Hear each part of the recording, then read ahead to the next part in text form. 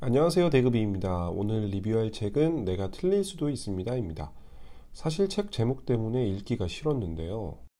저는 제가 맞다고 생각한 거에 대해선 절대 의견을 굽히지 않는 스타일이라서 그랬던 것 같습니다. 그런데 책을 읽다 보니 어느새 마음이 누그러졌습니다.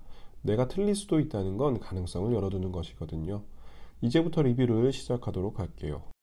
비욘 나티코 린데블라드는 끈기도 있고 열심히 살던 평범한 남자였습니다. 26살에 기업 임원이 될 정도로 능력을 인정받고 살고 있었죠. 그러나 약 3년 정도 항상 불안함과 두려움 같은 감정들에 시달렸고 문득 숲속 승려가 되어야겠다고 생각했습니다. 그래서 17년 동안 숲속 승려로 살게 되었고 그때 많은 깨달음을 얻었습니다.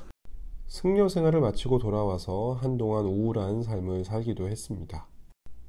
하지만 금방 이겨내고 사람들을 만나 강연도 하고 방송에도 출연하는 등 왕성한 활동을 진행했습니다. 그러던 중 갑자기 닥친 루게릭병으로 2022년 1월에 목숨을 잃었습니다. 그의 삶은 끝났지만 그의 깨달음, 가르침은 여전히 우리에게 유효합니다. 17년 동안 승려로 살면서 배운 가장 중요한 가르침은 무엇이냐는 기자의 질문에 비욘 나티코 린데블라드는 한참 고민했습니다. 그 고민 끝에 이렇게 대답을 했습니다. 17년 동안 깨달음을 얻고자 수행에 매진한 결과 머릿속에 떠오른 생각을 다 믿지는 않게 되었습니다. 그게 제가 얻은 초능력입니다. 공감이 되시나요? 사람은 하루에도 수백 수천 가지의 생각을 합니다. 그런데 그 중에서 정말 옳은 생각이 몇 가지나 될지 모릅니다. 우리는 일종의 두려움, 불안함과 같은 감정을 일으키는 생각들을 많이 하며 살아갑니다. 그런데 이 생각들 중에 진실, 그리고 실제로 우리에게 일어나는 일은 생각보다 많지 않습니다. 나티코는 그 많은 생각들을 다 믿지 않게 되었다는 걸 크게 깨달은 것 같습니다. 내가 하는 생각 중에 일부는 틀렸을 수도 있음을 인정하는 것, 그게 가장 소중한 가르침이었습니다. 나티코는 열심히 살았습니다. 공부도 열심히 하고 직장 생활도 열심히 했죠. 단지 아버지가 자랑스러워 하실 것 같아서요. 그렇게 살아보니 자신이 정말 좋아하는 게 무엇인지 생각하지 못하고 지내왔던 것 같습니다. 저도 마찬가지입니다. 부모님이 원하시니까 열심히 공부하고 부모님이 자랑할 수 있는 대학에 가려고 애쓰고 누구나 다 아는 대기업에 취업했습니다. 그런데 저도 8개월 만에 퇴사를 결정하게 됩니다. 그게 정말 제가 바란 삶이 아니었기 때문이죠. 너무 불행했습니다. 나티코도 나와 같은 경험을 했던 것 같습니다. 나티코는 17년간의 숲속 승려 생활로 자신을 찾으러 갔지만 저는 일용직 근무자, 숙박 노가다 등으로 저를 단련하러 떠났었습니다. 그리고 다시 돌아오게 됐죠. 어쨌든 이런 경험들 끝에는 자기 자신이 진정으로 원하는 것을 찾으러 돌아다녀 보는 것 같습니다. 나티코도 자기 자신을 스스로 무엇을 원하는지 그리고 자기 마음을 어떻게 다뤄야 할지도 모르는 번민으로 가득한 어린 중생이었다고 표현합니다. 많은 사람들이 이렇게 살아가고 있다고 생각합니다. 자기 자신이 무엇을 원하는지도 모른 채 주변에서 돌아가는 걸 모방하고 따라하기 바쁜 세상 속에서 살아가고 있기 때문이죠. 슬픔이나 불안감, 외로움이 밀려 들어올 때 호흡에 집중하면 좋다는 깨달음을 얻었다고 합니다. 호흡에 집중하면서 자신의 의식을 정면으로 바라보고 머릿속에서 떠오르는 온갖 생각을 아무 의심 없이 믿지 않게 된 것. 그것이 부처님의 첫 번째 선물이었다고 합니다.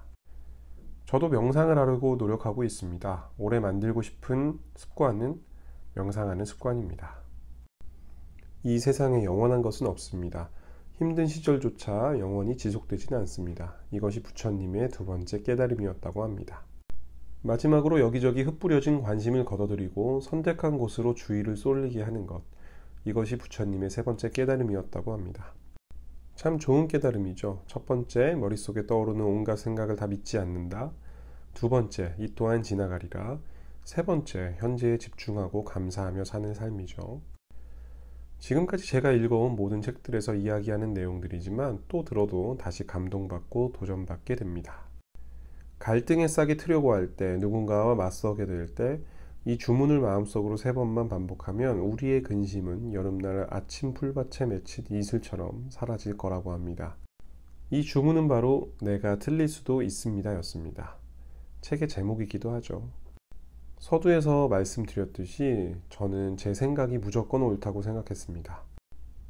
예를 들어 독서는 무조건 옳다, 사람은 무조건 성장하기 위해 존재한다. 같은 생각들이 무조건 옳다고 생각해왔습니다. 그런데 이 생각도 틀릴 수 있다는 생각을 해봄으로써 다른 관점을 가지게 되었습니다. 뭔가 좀 더 너그러워졌다고 해야 할까요? 우리가 극히 무지하다는 것을 이해하기 시작할 때 지혜가 싹 튼다고 합니다. 요즘 생각해보면 인간관계에 좀 많이 지쳐 있었던 것 같습니다.